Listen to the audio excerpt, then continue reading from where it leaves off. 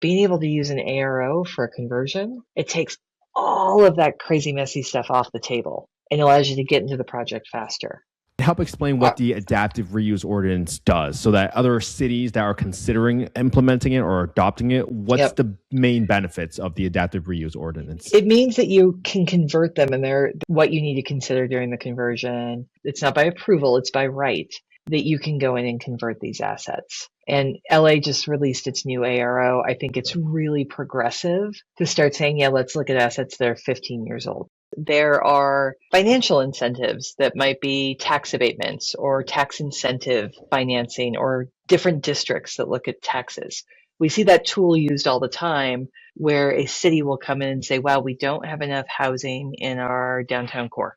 So we're going to create a TIF or a tax incentive district so that when a developer comes in, they're having their property tax abated for a certain number of years. Or sometimes that's the path to affordable housing. I want you to build the affordable housing. I'm not going to have you pay taxes on it, which from a city point of view is really interesting because they're not putting out upfront cash. And the developer has the opportunity to recover that investment in the long term. And we're seeing those things really speed the building of affordable housing. The other things that we see and stabilize it. Projects take a minute. We don't go from blank piece of ground to a building with 200 units or 300 units, whatever your number is, in 8 months. That's 3 years. They realized there was a gap in converting these buildings. There's a cost to it. And they put in a program that really accounts to, and I should double, triple check the number, about $75 a square foot. Wow. To convert the building. And it has a cap. So it's not 75 for forever, but it's 75 up to a certain amount. And when you convert that building, you're getting cash back, right? Like as a developer, you can borrow against that incentive. And by the way, you're not waiting 10 years to recover it. You're recovering it faster. And their payback is through their municipal property tax system. So rather than doing tax abatement, they did it upfront. And they're regaining that money over a certain number of years in their municipal tax system. It's fantastic. We were really lucky to be working with the city of Calgary. We can see the economic impact of COVID, of people working from home, giving up office leases. We have a lot of available space. And they said, oh, we got to figure out how to fix this, guys. So they developed a program where they took a section of their downtown and they said, great, we're going to incentivize people to convert these buildings. And by the way, if there's nothing good that can come of the building, we'll incentivize you to demolish it. Wow. So in that area that they set aside, if we look at it today, 15% of it's under conversion. They've already built 2,700 new homes. And this is as of September of last year, so those numbers are probably better now. They removed 2.6 million square feet of unused office. It all became homes. Wow. What are the myths around office to residential conversion? Like, hey, it can't be done. All buildings are not the same. It really depends on when your building was built. You're going to have to look for what are the building code improvements I'm going to need to make. Like, yes, we need you to upgrade one elevator maybe for a gurney so that if there's an emergency, fire, life safety can move quicker through the building. There are a lot of things like that. Your design team can solve them. Your contracting team can quantify them in cost. In some portions of the country, you may have to make a small seismic upgrade. We've got thousands of units that we're converting across the country. A lot of them on the East Coast, by the way. Actually, in New York City, if you're converting some of these buildings, you're getting density that you can't get anymore. Like, today I have a 30-story tower. If I were to tear it down and build a new one, maybe I could only go 15. So you're getting to keep value in that asset. And you're getting incredible views that ground up can't get you. The other thing we look at is the value of the assets. And I think this has been a huge conversation in the last few years. Okay, we pay property taxes on the value of an asset. The value of my asset in 2019 was $180 million. I've got really high vacancy. Buildings are trading next door. I used to be $300 a foot. I'm now trading at $150 a square foot. The value of that asset is cut in half. My contribution in property taxes goes down. So for cities who are saying like, hey, it'll eventually just happen, they're standing in line behind the cities who are putting the incentives in place because capital's flowing. People are saying, yeah, I'll take that opportunity to convert that building. So this isn't new, but you got to get enough floors that you can meaningfully convert because you got to run all the waste lines out. You got to bring new types of power up. You got to get plumbing to work and waistlines work on gravity, so they go down. So you have to take like either group them or take them through the floors. There's just some practicality about how that works. Okay, welcome to the episode of Affordable Housing and Real Estate Investing. Guys, today we have Kelly Farrell from Gensler. She's the Managing Director and Principal from Gensler, and I was just mind blown when I first talked to Kelly for the first time. Well, I first saw a post from her talking about adaptive reuse, converting office to residential, to affordable housing. And for the longest time, I thought this was like a myth. I was reading articles about this during COVID, and I had other developers tell me, like, no, you can't do this. You're going to compromise the structural integrity of the building. And here I have Kelly show me real life examples of cities, counties, other countries even that supports them. And I was like, Kelly, you got to come on the podcast. And today we have Kelly. Kelly, welcome to the podcast. Thank you so much. I am so thrilled to be here. I loved our conversation. I was like, oh, we should have recorded that. So if you're listening, this is like the second round. Like, oh my goodness. Like, I know. And this is going to be powerful because now we're like, oh, we got to talk about that. We got to talk about that. Yeah. Where do you want to go today, Kent? What should we hit on? Let's start from the beginning because I really just kind of want to understand sort of your background. And like for people that don't know you, Kelly, like who are you and how'd you even get into housing in the first place? How did I start doing this? Yeah. So I've been a practicing architect for almost 30 years. It's like a long time. Yeah, I'm feeling a little older now, but that's okay. But truthfully, I love cities. And so I think like most designers, you try to figure out how to make them better. And if you do that, a lot of people say, oh yeah, like what's the architecture look like? And what you're really asking is, how do people live? What's that experience? How does the place that you live make your day better? And, that's been a lot of the focus of my career. Like, what is home and how does home support you? How does home support a community? How do homes actually allow communities to form? And so I've been like really privileged to do a lot of housing work around the globe over the last 30 years. And have you really focused on like just purely residential work? Did you do office, industrial, any sort of those elements? Yeah, I started my career doing museums. And that's probably where I got the kind of a taste of really focusing on what an experience is. I did a lovely museum in DC a very long time ago. And it was all about the guest experience and how you get somebody ready to learn, right? What's it feel like? Like, what's the door handle feel like when you open the door? What's that touch point? And how does it set you up for everything else?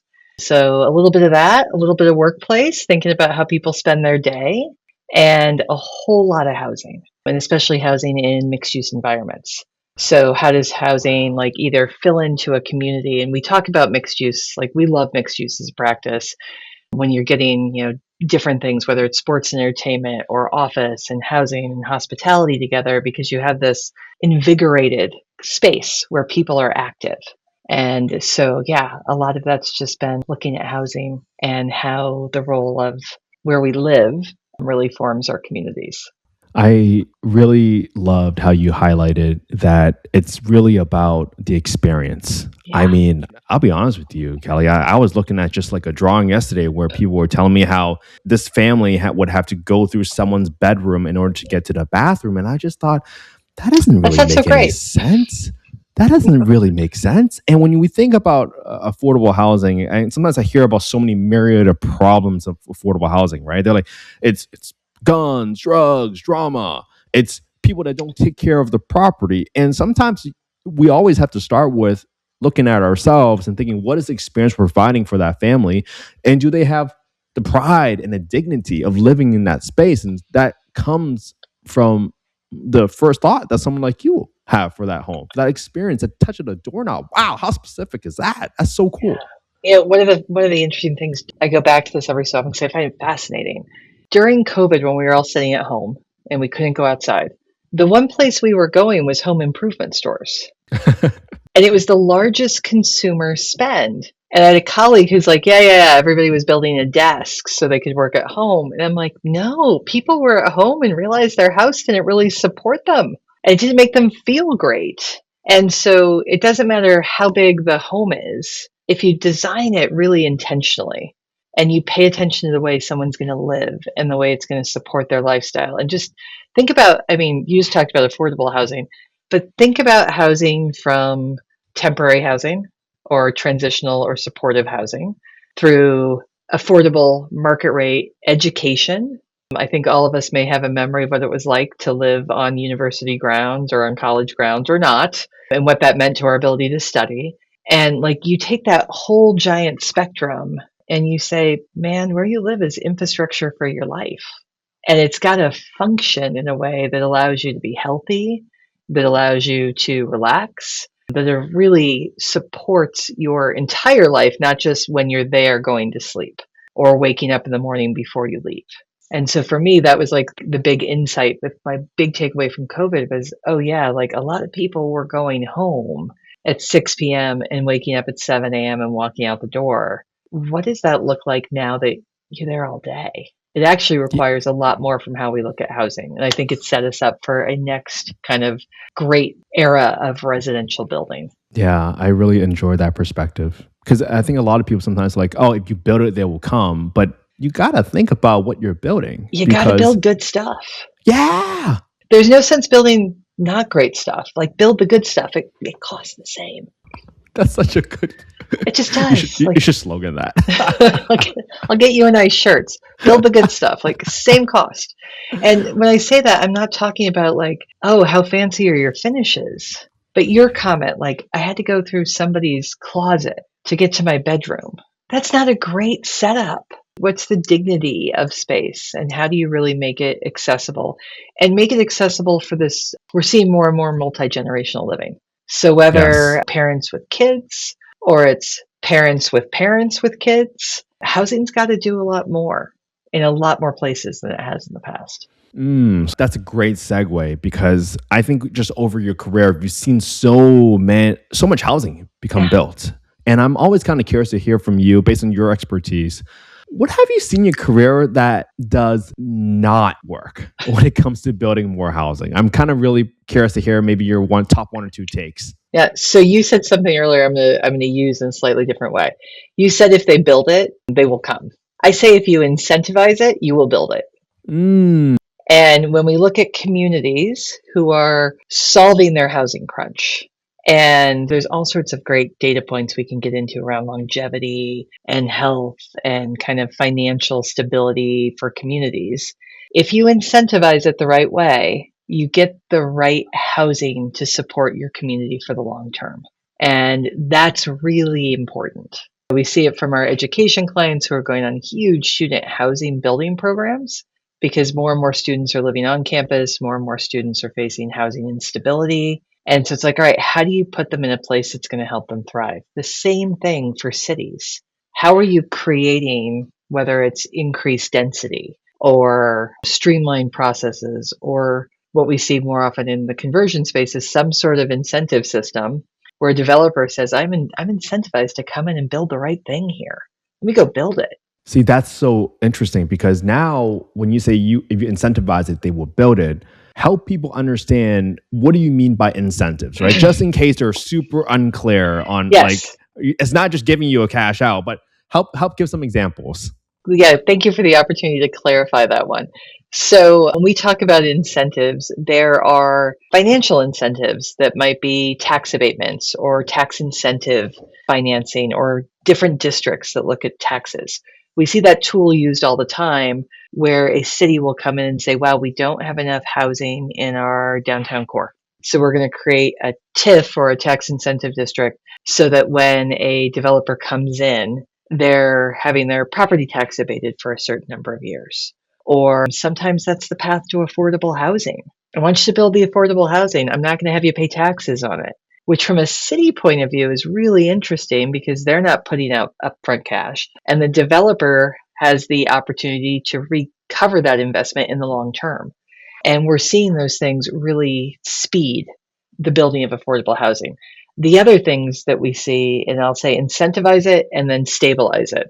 Projects take a minute. We don't go from blank piece of ground to a building with 200 units or 75 units or 300 units, whatever your number is, in 8 months. That's 3 years, right? 3 years. You got to design it and then you got to build it.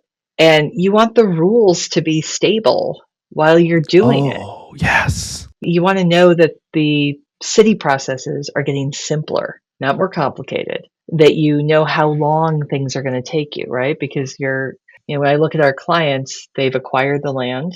So they're paying on that acquisition of the land. They're paying their taxes all over the place. That land isn't returning a lot to them until we get something built on it. So we got to get through design in a really smart way and make sure that it's meeting the needs of the future client, if you will, the future resident. We've got to make sure we understand what's possible within the zoning envelope. So I love this story. There was a gentleman who runs New York City's Planning Commission who had a social media campaign around the holidays, like, don't know what to get people for Christmas? Get the New York City zoning code. And the graphic it was like this thick, right? Like, we made it simple. Like, I was like, oh, that's so great, because it's not this. It's not like 52 volumes to the sky and I've got to cross things. Like, I can look at it, and not just me, but like our clients and the people like yourself, and say like, hey, I know what we can do here. And I know that when I start, I'm going to be able to move that project forward. So stability in regulatory processes is also another great, for lack of better, incentive for people to say, yeah, I'm going to come build in your community because I understand it. Not that I'm seeking an advantage, quite frankly. I'm seeking to make sure I understand it. So once I start this project, I can finish it. And we think that's so important for communities. Well, I think I just kind of view it as there's power in clarity almost when you provide sort of in layman's terms, not in legalese that no one else can understand. I can't tell you how many times I had to have people explain their version of how to explain low-income housing tax credits as an example on this podcast, because everybody has a different way of explaining it because there's so much jargon. Yeah. But I want to kind of hit on two of the items that you talked about, the financial incentives, right? Yep. We talked about property tax abatements. I mean, for folks that are listening that probably didn't know what tax abatements are, I mean, there's two things. One, it helps you reduce your operating costs because you don't have to make that semi-annual payment or annual payment to the city. And guess what? If you save $1 million on property taxes every single year, you divide down a 5.5 cap rate, that's like creating $18 million of value. So not only does the city contribute, but you're also adding to the value of the asset that makes that deal. Not only it gives it more ability to service the underlying debt on the property, but you're also helping incentivize that behavior. And because you need that valuation increase to justify a takeout loan on the back end. These are very, very important incentives. And I love how you talked about streamlining the entitlement process and also just stabilize, making it more predictable, because a developer's job typically is to de-risk or mitigate the risk for a project. It's $100 million loans. You want to know that you're moving forward in the right way. Right. And you can't go into a project saying, I'm going to buy this land, I'm going to hold it, pay a debt service on it, and hope and pray this project gets approved. This is why so many people don't develop projects unless they know, hey, I can develop this by right, because all it takes is one lawsuit or one city councilor that says no to the project, and now all of a sudden you're stuck holding the bag. You're like, what do I do with this? Yeah. Let's go back on taxes for a minute. I think the unsung hero of the tax abatement conversation is actually sales tax and income tax. Because when you get that asset moving and people move into it, what happens? They go shopping. They go out to eat. They buy things. They pay their state taxes on their income. And so while it may seem like, oh, wow, like tax abatement here, but wow, I'm paying taxes here. Yeah, because we're getting that asset knitted into the community so it's productive. So it's not a net loss for a city or state. It's actually accretive. It's like, how do I build value? I revitalize places. I bring them in, get them going. It's the part of that equation. It's the long game in that equation. And by the way, when that tax abatement ends, sales tax, the income tax, the other things that we all pay into the system, they keep going. So now for a city or however it's working, if it's more of a state-run program, now like you're through the tax abatement, now you're getting your property taxes in, but you've got this whole other economic vitality package that's already working for you. And then like that just helps make communities stronger because we've got more people in the place using the resources and assets. So yeah, that goes back to your first question. Why'd you get into housing? It's like the key function for having cities that can really thrive. And like take it further. If you get housing and you get housing across price points, you can actually have jobs because people have a place to live. I know, right? It's just one of those things where you're like, yeah, that's kind of simple. And it's really hard sometimes. And then we see people who are out doing it. You said, during COVID, people were talking to you about conversions and like, oh, you can't do that. Like it's a pipe dream. I have a partner and we were really lucky to be working with the city of Calgary. And if I just set the stage, like pre-COVID, their office occupancy was down, like way down. And so most of us look at our downtowns now and we say, oh, yeah, we can see the economic impact of COVID, of people working from home, giving up office leases. We have a lot of available space. Calgary was there before the pandemic. And they said, oh, we got to figure out how to fix this, guys. And we got to have a program. So they went on a really interesting run. They developed a program where they took a section of their downtown and they said, great, we're going to incentivize people to convert these buildings to housing, to post-secondary institutions. And by the way, if there's nothing good that can come of the building, we'll incentivize you to demolish it because empty things don't help. Wow. So in that area that they set aside, if we look at it today, 15% of it's under conversion. They've already built 2,700 new homes. And this is as of September of last year. So those numbers are probably better now. Here's the wild number. They removed 2.6 million square feet of unused office. It all became homes. Wow. So think of that in your downtown. You got a lot of empty office. You got people looking for homes. It kind of feels like it should be a good fit, but there are some things you got to do. They realized there was a gap in converting these buildings, that there was a bit of there's a cost to it, right? You've got an asset depending on what your basis is, so how much you owe on that loan. If you've owned the building a really long time, there's a pretty good chance your basis is low. If you bought that asset in 2019, probably not so much. You probably have a good amount of that loan left to pay. And they put in a program that really accounts to, and I should triple check the number, about $75 a square foot to convert the building.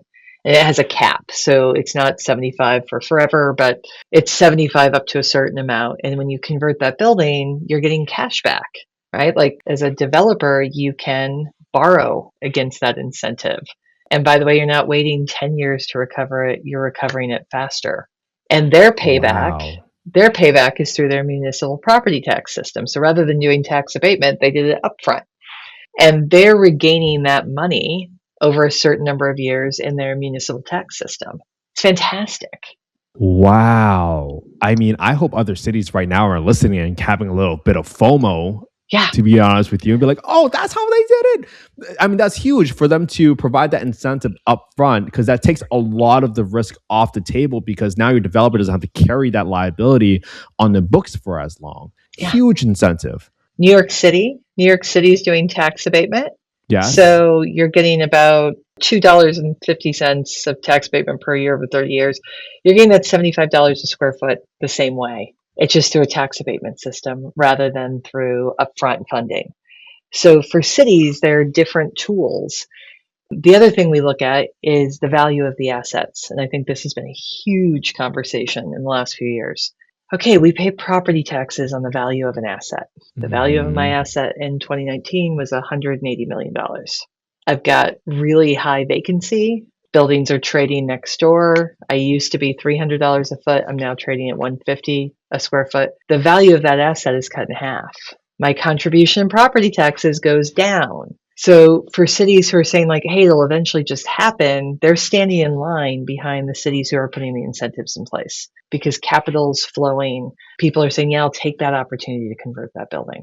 Wow. I mean, that's just such a great reason for why people got to take the action now. And let me kind of step back because I want to hear from you. What are the myths around office to residential conversion? Because you just showed me an example in two cities, Calgary and New York City, that are incentivizing it.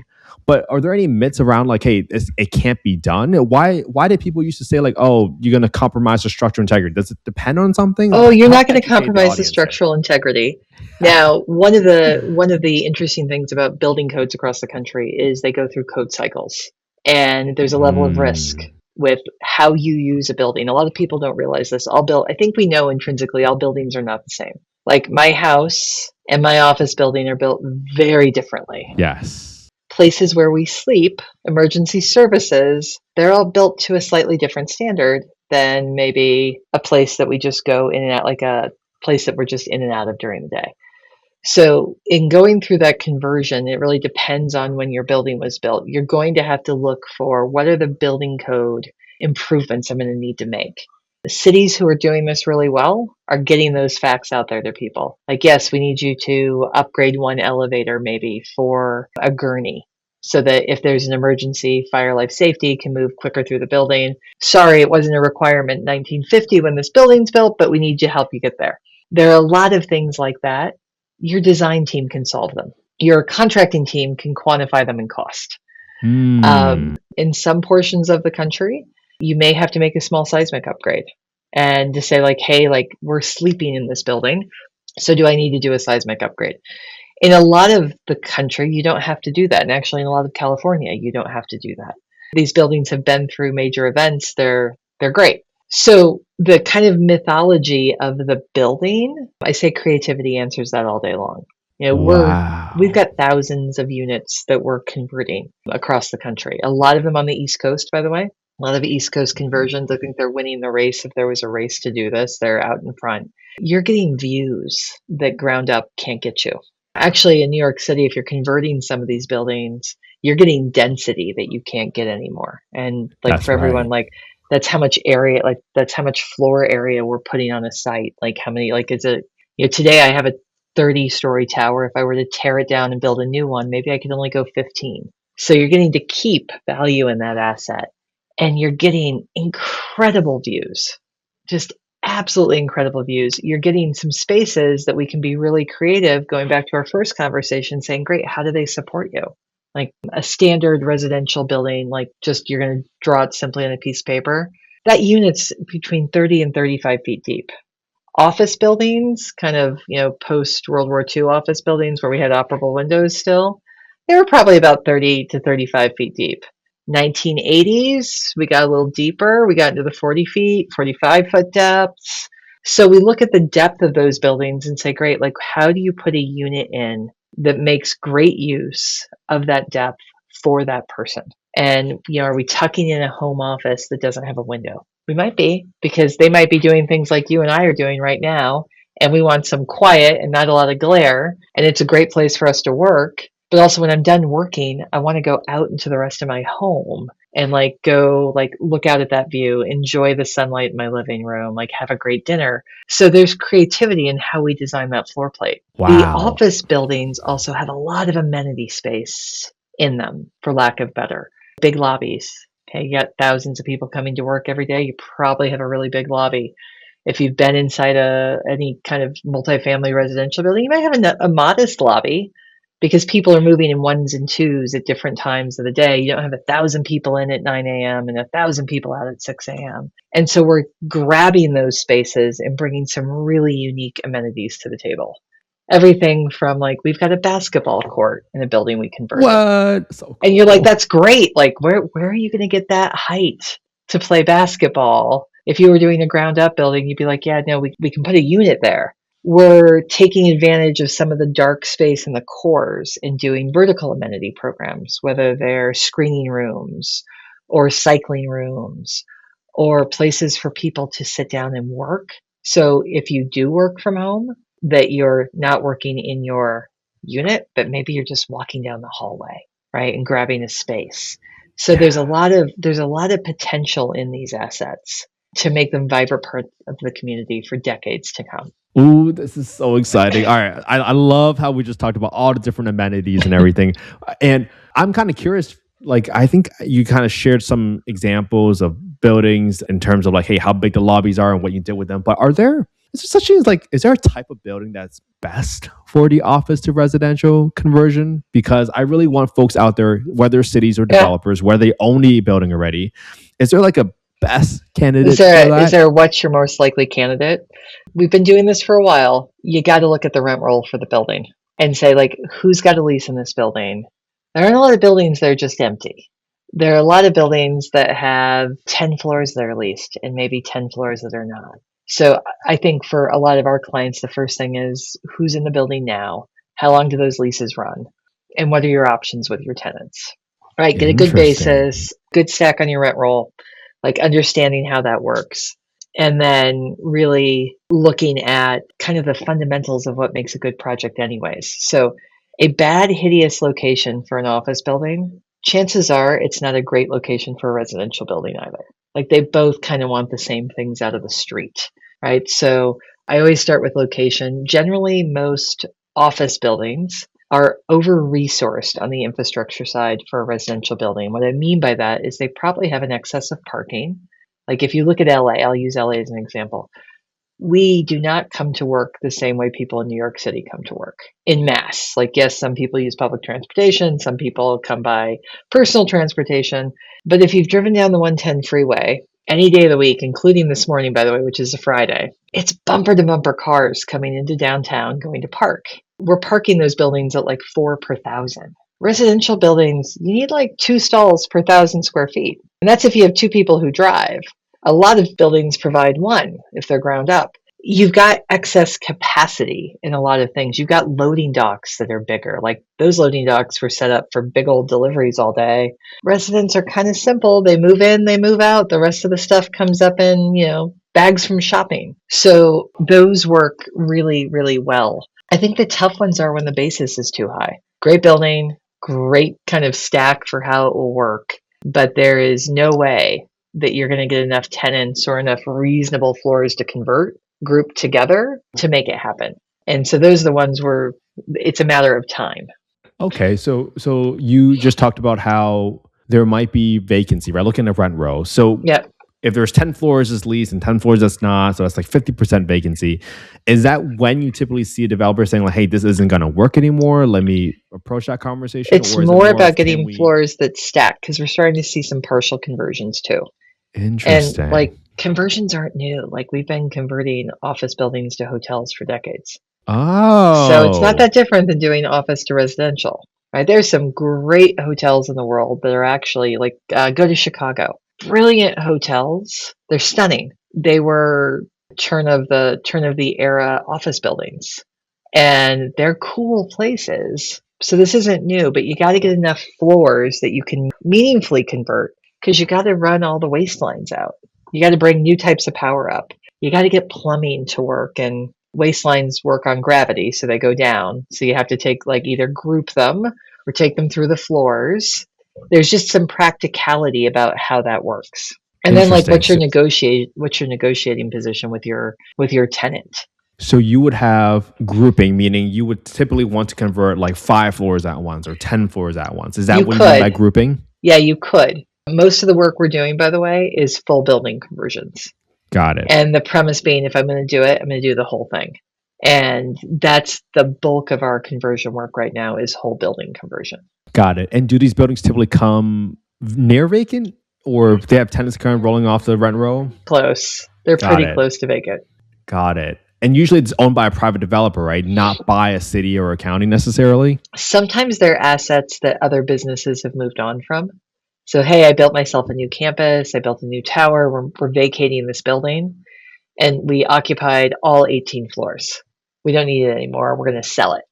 And we're seeing some clients step in and say, I'll buy that asset off of you, but I'm not going to fill it up. And, they're probably an older generation of buildings. So I'm not going to fill it up and make it a Class B office building. I'm going to fill it up and make it a Class A residential building. Interesting. This is so cool. I'm just so fascinated by this topic, Kelly. And let me ask you this question this way, because we just talked about some of the challenges associated with it, right? You got to bring the waste lines out. You got to make sure the plumbing's working, make sure you're following gravity. What other challenges have your team faced in sort of like those physical construction challenges, and how did you overcome them? Because my goal is to really kind of demystify the process, right? Yeah. Pull back the curtain a little bit, because someone was like, oh no, that's too hard. And they're like, no, look at what Kelly just talked about. And this was a problem that they had, and this is how they overcame it. And that's one problem off the table. Yeah, you got to go in, like for any renovation project, you don't know what you don't know. And so I think you got to get a great construction partner too. Like get a great design team, get a great construction partner. You're going to have a set of drawings to work from, but you're not controlling the start. This building has lived a life. And so as you open up those walls, like plan on you're getting new MEP systems. Start there. If there's something you can salvage, save, and use, awesome. But start with the fundamental that you're going to need new systems because you're servicing a completely different tenant with completely different demand loads. And that seems to be part of the puzzle that works. We did Pearl House in New York City, and that building had a lot of depth to it.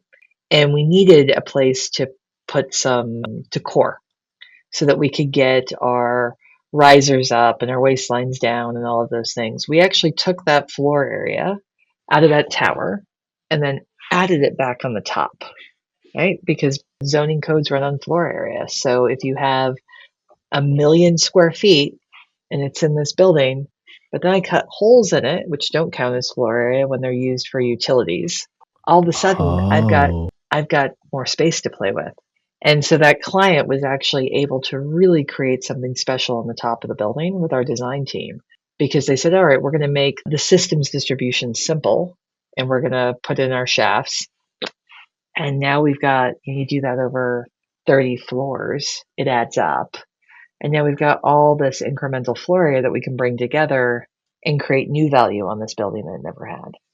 I think your comment like, oh, how do you overcome it? You overcome it with a good team. And you open up the wall and you say, okay, what do we have? All right, like let's get it out and let's get the stuff we need in. I hope everybody just picked that up because Kelly probably just gave you like a multi-million-dollar gem right there to learn that when you take the floor area out because you're trying to improve your MEP systems, but then now you're adding units on top. That's huge. That could be a couple units at the minimum on the top. And that's real rent. That's real top line revenue that helps you cover your debt service. So a deal that might not have penciled because of your inability to cover the debt service is now a deal because you were able to creatively add units. Oh my goodness. Wow. What else should we talk about, Ken? Oh my goodness. That was so good, Kelly. What a multi-million-dollar we've been at this gem. for a while. That was so good. Well, tell me about when you start approaching a city or because I want to help kind of defeat the stigma around affordable housing. And the reason I'm asking this question is because sometimes when you say, hey, we're going to go into this office building, we're going to convert to affordable housing, you might get opposition from the cities or you might get opposition from the neighborhoods. So can you share any stories of where you had to, one, articulate what you're doing, tell the folks who you're really serving, which is the working class most likely, and how'd you kind of overcome those oppositions or NIMBYism? Yeah, so most cities that we work in, there's a community engagement process. And I always say those are really exciting days because there's a lot of pride on what's going on with the project, how you're bringing it to life. When we look at conversions, the interesting thing about them is you're not adding more density to a city. I'm not adding 1,000,000 square feet. The 1,000,000 square feet's already there. I'm not adding more cars. The cars are already there. You might not have felt them in the last few years, but I've got the right to lease that building up and bring that traffic right back in. So when we're sitting with a community and we're talking about, hey, this is how we're going to help solve some of your housing crisis, the ability to change an existing asset into an asset that informs affordable housing is massive because they're like, well, hold on, the building's already there. So my view's not changing. My walk isn't changing. Oh, you're going to have people coming in and out of the ground floor and maybe some retail at the base. Probably makes my walk better. We already have cars, so you're not adding cars. You're not changing traffic patterns. It's kind of a beautiful infill. There's another tool. We've got some really great friends over at JP Morgan Chase, and they have a historic tax credit. I'm sure others do too. I'm just mindful that we just worked with them on a project. They have a historic tax credit lending program. So if you have a building that's 50 years old, it doesn't have to be on the National Register of Historic Places. But what's key for that tax credit, and that tax credit, unlike LIHTC, doesn't have the same caps. Like that thing is there for you to use and invest in assets. So you have a historic tax credit that you can use, which you can capitalize against with like fine folks like JP Morgan. And the deal is you have to put in, I think it's 50%, over 50% of the building's current value into the improvement. which if your basis in the building's like $150, that means that you're putting $151 into the improvement to qualify for the tax credit. It's a phenomenal program. That's really smart. And since we're talking about costs, what have you seen in terms of the ranges, right? Because everyone's going to okay, this sounds great and all. How do I even evaluate how much this costs? Because you might get so much variability across the cities. And I'm kind of curious to hear from you. What are you seeing in terms of ranges for office to residential conversions on a dollar per square foot basis? Ooh, I'd have to give that one a little bit more thought for you, and I can No probably do problem. that and kind of send you a spread of what we're Oh, seeing. yeah. It's all about how much you're touching. So if the exterior of the facade is great, just think of it that you're not replacing the exterior, all your work's on the interior. You're not Yes. building structure, that's already there. So you don't have to replace that. So it's really that you're focused on MEP systems and Mm-hmm. finishes and potentially some exterior wall upgrades for operable windows, new amenities on rooftops where you used to have chillers, those type of things. Got it. One And other you thing I might. wanted to touch on that you Mm-hmm. mentioned, we're seeing cities start to say, hey, how can we get affordable housing into your conversion program? And they're offering density bonuses to do so. Like, hey, you want to build more? Provide us with affordable housing. We'll let you add, instead of being 200 units per acre, we'll let you do 250. And so there are Wow. programs like that that are really working well. I think most people realize that a mixed income neighborhood is important, and especially in our urban locations.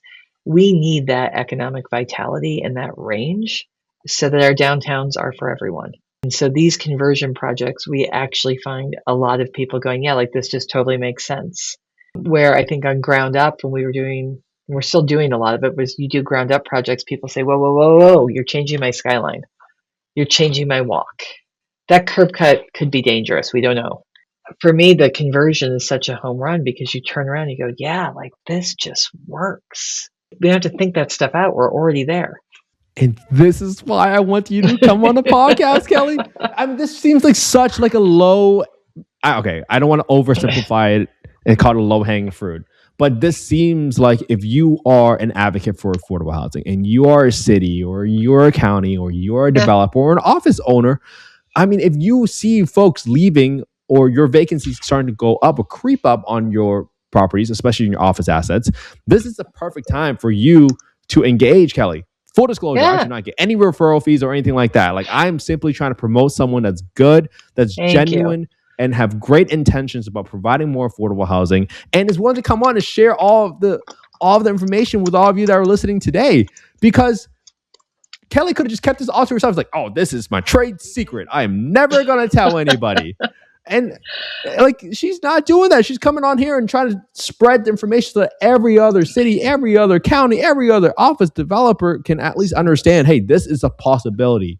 I should investigate it. Not only can I get incentives with all the right levers from property taxes, savings, from property tax abatements, from streamlining approval process, to even density bonuses where you can add units on top of the building. Like, come on, guys. This is pretty It's great good. stuff. For those who work in LA, we have a new Adaptive Reuse Ordinance. Kent, get ready for this one. Buildings that are 15 years old are eligible. So I did this in a talk the other day. That means if your What? building was built before 2011. I know where I was in 2011. It is not hard for me to remember 2011. Like, that is 15 years ago. Your building's now eligible for the ARO. It used to be 50 years for most Wow. people. Or cities would say, hey, like, here's a bank of years, and anything before that you can convert without re-entitling. So you're also streamlining the entitlement process, which is probably the biggest unknown for development. And we've got a lot of great state laws now, especially in California, that are here to expedite the production of housing. Those are great, but being able to use an ARO for a conversion, it takes all of that crazy, messy stuff off the table and allows you to get into the project faster. And help explain what the Adaptive Reuse Ordinance does so that other cities that are considering implementing it or adopting it, what's the main benefits of the Adaptive Reuse Ordinance? It means that you can convert them, and there's language in for what you need to consider during the conversion, what is by right. Like, that's very important that it's by right. It's not by approval, it's by right. that you can go in and convert these assets. And LA just released its new ARO. I think it's really progressive to start saying, yeah, let's look at assets that are 15 years old, because the way in which we use buildings is changing. And that feels so funny to say, because you look around, you're like, these things are kind of forever. You build them, they stay. Like there are buildings all over the place. They're a lot older than I am. And there are a lot of buildings that are going to be here long after we are all gone. And so the ability for the citizens, the development communities, cities, and institutions to come in and say, what does this asset need to be to best serve us? And not be in a 3 to 4 year entitlement process, but to be in yeah, we have the right to convert this to housing. We have the right to convert this to another use is super, super important. It goes back to our first conversation on like, well, what's a great incentive? The right type of agility, the right type of like, I can use my systems to acknowledge that the world is changing. And the speed that's Speed. enabling, it's so important. And maybe this is a good time to get to kind of debunking the myths about affordable housing, right, Kelly? Like, are you able to share maybe a story or two from people that you've seen kind of move into one of these residential buildings that you've heard of? I'm just kind of really curious, because I think at the end of the day, it's very important for us to humanize what housing really is. And we sometimes forget, we get into all these spreadsheets and into all these drawings, but sometimes we forget it's like the family that moves in, and that makes it all worth it at the end of the day. Yeah, that's the point, right? The point is that housing's a basic human right. And I'm not talking about shelter. I'm talking about housing. And I think those are really important things to separate. Shelter's important. We need it when we have an emergency and a disaster, and we got to solve it overnight. But we're not living in a shelter perpetually. And there's a lot of great reasons. It's about like cortisol and stress and being able to count on things as a person. Like I come home, I hang up my coat, it is there in the morning when I go, and I don't have to live under the weight of not knowing that that's true. We are in a state of population growth. We're actually seeing the unintended consequence of outzoning housing in the 70s in a lot of our cities. A lot of our downtowns, just if you're like, wow, why did we not think of downtown housing sooner? At some point in our history, like LA's perfect example. Downtown LA used to look a lot like San Francisco. We outzoned housing and we made it a giant office park. And then that giant office park wasn't such a great place to be after 6 o'clock. Mm-hmm. And it was a really hard place to get to, and people like the commute, and the idea of having this like vibrant city fabric takes work. It also means that we as a society, if we kind of put all of that together and we say, hey, housing's a basic human right. I deserve a place to live that supports me as a person in society. Now that housing might not look the same for everybody. We did a phenomenal study with Pew Housing Trust that looked at the concept of the SRO, so single room occupancy. Except kind of our memory of an SRO is probably some not so great living environment from the 1940s.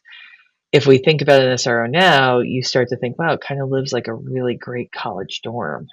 And I have some shared amenities. I have my own bathroom, like I have an ensuite bath, I have a little kitchenette, like that can be great. So for us to really think about how families, how individuals move into stable housing, it's the difference between prosperity and struggle. And, we've been doing a lot of work in West LA with the vets and starting to say like, hey, what do you need? What do you need and what housing looks like for you? And it is about a home. It is about a place that you can invite somebody into, a place that you can recover, a place that your kids can take pride in. And I think that's the human side of the story. Like if you've ever seen a family get a set of keys and know that that's their spot, it's magical. I think of at-risk youth. We've got people who are coming in and out of different foster systems. Like we need to create housing across this whole spectrum to have the vibrant community that we want. And it is our responsibility to make that easy to do. And I think that's a charge that we all need to take up. This has been such a cool conversation, Kelly. I appreciate you. It's been such a wholesome conversation, to say the least. I genuinely admire like how well thought out your team is approaching this problem. Thank you. And giving everybody an opportunity, because it's sometimes people think it's only affordable housing is only for the homeless because that's what is sensationalized No. in the news. When it's just people like my mom who needed a safe roof over their heads and Yeah. to put food on the table. How about a college graduate who wants to stay in town? Oh, Yeah, you told me the story of your mom. And by the way, like that just made my heart 10 times bigger of like you guys and you're moving to the right housing. We got to cut the waiting time. You shouldn't have to be in a housing yeah. lottery for 10 years. By the way, 10 years is a lifetime. And it's a lifetime of kind of how our memories form, how we adapt to places, and how we respond to them. And that's the push. We want families, people, every stage of their life to be able to choose where they stay. And we have more and more housing burdened people. The group we haven't talked about, and I know we're out of time, but the group we haven't talked about today are the people who can't move. I'm in a Yeah. place, my rent is fixed. I can't afford to move anywhere else. Like this whole ecosystem of how we look at housing, we've got to advance it. And how we do that is by having a really vibrant spectrum of housing so that there are choices and that there is Yes. abundance in the whole system. Kelly, I know we're almost at time, but I'd like to end this conversation with one question that I try to ask every guest. And the Okay. genesis behind this question is when I started this podcast 3 years ago, like I told you, Kelly, I had like 15 views the first month, and pretty sure I was like my mom clicking on it. But most people said, hey, you're never going to be able to solve this problem. And I always thought, I beg to differ. There's only a matter of time before we collect all the pieces to the puzzle. And you were such a big piece of that puzzle today, Kelly, just unlocking this entire realm of asset class that can be turned into housing today. But I'm curious to hear from you. Like, why do you think affordable housing, particularly the lack of supply of affordable, has like been so hard to solve for? And if you had like a magic wand, like what would you change? I'm really kind of curious. No right or wrong answer to this. I have a perspective on this. Again, the cities and the communities that are winning the affordable housing race, they have policies and incentives to do so. It's that simple. And they recognize it is not just something they would like to have. It's part of an abundant housing system that they need to have to be competitive as a city and as a community. If you don't plan for it, you will not get it. And I think that is the biggest difference. You can talk about it, but you have to take action. You have to pay attention to the policies that are coming out from your electeds. You have to raise your voice and say, hey, we need this. And we do it that way. The systems work because the development community responds. We are so privileged that we get to work with developers kind of in all sorts of different spheres of housing. And one of the amazing institutions too, one of the amazing thing about it is they all shift. It's like, where's the right opportunity? There's often this kind of, the developer is this person who's like, I don't know how, like, they live in a castle. They're real people trying to make sure they have really great community around them. And it just happens to be their business. And we want those groups to see the opportunity to build affordable housing. And they do. And we've been seeing it go up year after year. We could do a whole nother talk on the different technologies that we're seeing in affordable housing, whether they're modular or Yes. I can get you like very interesting people, unlike myself, but very interesting people to come talk to you. Whether it's modular or whether we're using heavy timber. Yeah. We've got some really cool mass goodness, timber infill projects going on. Because what's cool? You assemble them. Yeah. Like, think about that. You assemble it. You're fitting connections together more than you are like banging it together. So yeah, that's my long-winded answer to your very lovely question. Like, you got to plan for it and you got to take the steps to put it in action. It takes good work. I know. And this helps people that are listening right now. You can have an objective evaluation of whether your city or your county really supports affordable housing, or are they just doing it as a soundbite to get votes? Because now you can figure out, look, today you heard from Kelly. You heard about the projects, the cities that are supporting it. And it's very easy for you as a city to say, oh, I'll get in on it later. But if you want to attract the best working class, you want to attract the best economy, attract the best talent, it has to start with housing. It starts Plan with for it infrastructure. and put housing in your policy. You'll be so happy you did. Yes. And I'm so glad you came on and you shared your perspective, Kelly. I mean, I think people need to see some of the projects that Gensler has been a part of. If you're able to kind of share with me, like either PDFs or Yep. websites, I'll include them in the show notes. We'll send them your Please, way. Yeah. please, Kent, we please, appreciate please. you. We appreciate what you're doing, what your podcast is doing to really raise not just awareness, but tools, strategies, and outcomes to get there. We think it's marvelous. And we're so grateful that you asked us to be here today. Thank you so much. That means a lot coming from someone as experienced as you. And I think you have seen a lot of things of what has worked and what doesn't work. And I'm so grateful you came on because seriously, without people like you, I would have never had the home I grew up in. I'm so glad there are people like you, and I get to surround myself with people like you because it's truly a full circle moment for me, for my family, and it's been an honor having you on. I can't wait to have you back on the podcast and talk to other folks from your team. And we'll go do some good stuff. Yeah. All right. Thank you, Kent. Kelly, where can people get in touch with you if they want to contact with you? Yes. So you can find us on the webs at www.gensler.com, and that's GENSLER. And if you look under residential, you can hit me up there or one of my colleagues if they're closer to you in the world. All right. Awesome. And we are out. Thank you, Kelly. Thanks, Kent.